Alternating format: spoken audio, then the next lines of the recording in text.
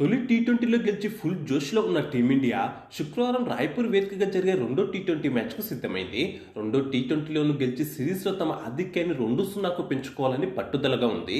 తొలి టీ20లో అన్ని విభాగాల్లో అదరగొట్టిన భారత జట్టు రెండో టీ20లోనూ అదే ఆటను ప్రదర్శిస్తే గెలవడం పెద్దగా కష్టం కాదు. అయితే తొలి టీ20 మ్యాచ్లో team India spin allrounder Akshar Patel bowling చేస్తూ గాయపడిన సంగతి తెలిసిందే. బ్యాటర్ కొట్టిన బంతి స్ట్రైట్గా వచ్చి అక్షర్ చేతికి తగలడంతో మైదానంలోనే రక్తం కారింది. దీంతో ఓవర్ను కూడా పూర్తి చేయకుండానే వెంటనే మైదానాన్ని వీడాడు. ఆ తర్వాత అక్షర్ పటేల్ గాయంపై ఎలాంటి అప్డేట్ రాలేదు. ఆ ఓవర్లో మిగిలిన 3 బంతులను అభిషేక్ శర్మ వేశాడు. అయితే రెండో టీ20 మ్యాచ్ నాటికి అక్షర్ పటేల్ కోలుకుంటాడా లేదా అనేది తేలియాల్సి ఉంది. ఒకవేళ మ్యాచ్ సమయానికి అక్షర్ ఫిట్గా లేకుంటే అతని స్థానంలో ఓ పెద్ద పులి లాంటి ప్లేయర్ను బరిలోకి దింపేందుకు head coach Gautam Gambhir plan చేశాడంట. ఆ పెద్ద పులి లాంటి ప్లేయర్ ఎవరో కాదు, సీనియర్ స్పిన్నర్ కుల్దీప్ యాదవ్. ఈ ఎడమ చేతి మణికట్టు స్పిన్నర్ సత్తా ఏంటో ప్రత్యేకంగా చెప్పనవసరం లేదు. ప్రస్తుతం టీమిండియాకు అన్ని ఫార్మాట్లలో కీలక స్పిన్నర్గా ఉన్నాడు. ఒంటి చేత్తో మ్యాచ్ను గెలిపిస్తాడు. వన్డే సిరీస్ ఆడి అలసిపోయి ఉండడంతో తొలి టీ20లో బరిలోకి దింపలేదు.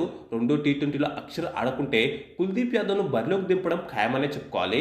అయితే ఒకవేళ అక్షర్ ఫిట్గా ఉంటే మాత్రం కుల్దీప్ మరోసారి బెంచ్కే పరిమితం కాక తప్పదు.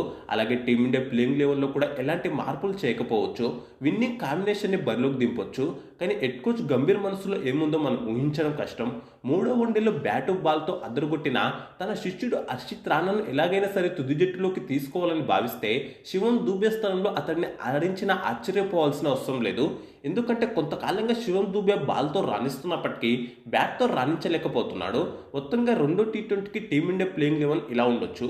ఓపెనర్గా అభిషేక్ శర్మ, సంజు శాంసన్, వన్డౌన్లో ఇషాన్ కిషన్, 4వ స్థానంలో కెప్టెన్ సూర్యకుమార్ యాదవ్, 5వ స్థానంలో హార్దిక్ పాండ్యా, 6వ స్థానంలో శివం దూబే, 7వ స్థానంలో రింకు సింగ్ ఆడతారు. 8వ స్థానంలో అక్షర్ పటేల్ లేదంటే కుల్దీప్ యాదవ్ ఆడతారు. ఇక ప్రధాన పేసర్గా జస్ప్రీత్ బుమ్రా, హర్షదీప్ సింగ్, ప్రధాన స్పిన్నర్గా వరుణ్ చక్రవర్తి ఆడతారు.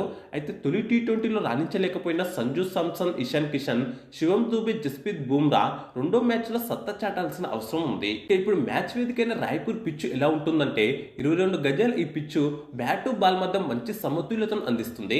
అంటే బౌలర్లు బ్యాటర్లకు సమానంగా మద్దతిస్తుంది. దీంతో మనం ఒక మంచి స్పోర్టివ్ మ్యాచ్ను చూడొచ్చు. ఇక్కడ ఇప్పటి వరకు ఒకే ఒక అంతర్జాతీయ టీ20 మ్యాచ్ జరిగింది. భారత్ ఆస్ట్రేలియా మధ్య జరిగిన ఆ మ్యాచ్లో టీమిండియానే గెలిచింది. ఇక 2 ఐపీఎల్ మ్యాచ్లు, 8 ఛాంపియన్స్ లీగ్ టీ20 మ్యాచ్లు జరిగాయి.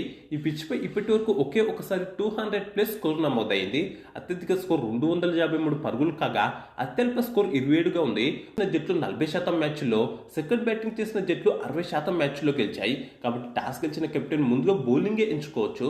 రాయ్పూర్లో బ్యాటింగ్ యావరేజ్ స్కోర్ 185గా ఉండగా బౌలింగ్ యావరేజ్ 5 వికెట్లుగా ఉంది. మొదటి ఇన్నింగ్స్ సగటు స్కోర్ 183గా, సెకండ్ ఇన్నింగ్స్ సగటు స్కోర్ 173గా ఉంది. ఇక ఈ వీడియోకు లైక్, కామెంట్, షేర్ చేసి ఛానల్ను సబ్స్క్రైబ్ చేసుకోండి.